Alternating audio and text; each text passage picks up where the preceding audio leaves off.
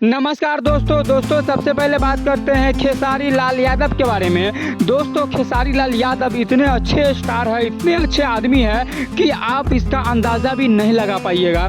दोस्तों अभी हाल फिलहाल में भोजपुरी में दो आदमी का बर्थडे था। पहला था समर सिंह का बर्थडे और दूसरा था अनुपमा यादव का बर्थडे। दोस्तों खेसारी लाल यादव ने दोनों के बर्थडे पर इंस्टाग्राम, फेसबुक और यूट्यूब पर विश किए।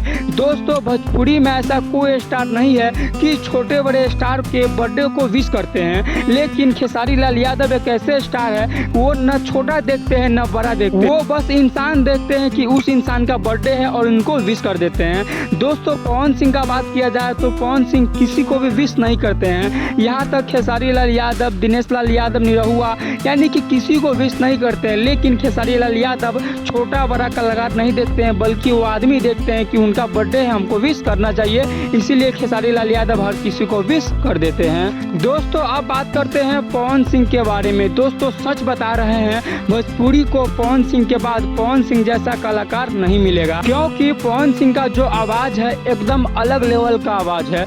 दोस्तों पवन सिंह का अभी एक गाना आया है भगवान करस।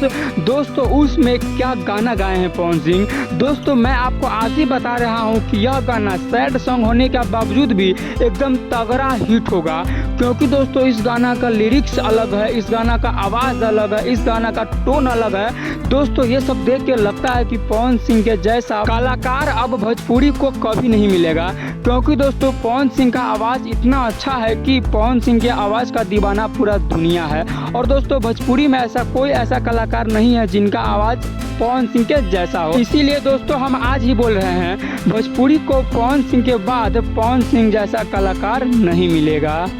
दोस्तों अगर आप सीतामढ़ी से हैं तो आपके लिए बहुत ही बड़ा खुशखबरी है, और अगर आप सीतामढ़ी से नहीं है फिर भी आपके लिए बहुत ही बड़ा खुशखबरी है।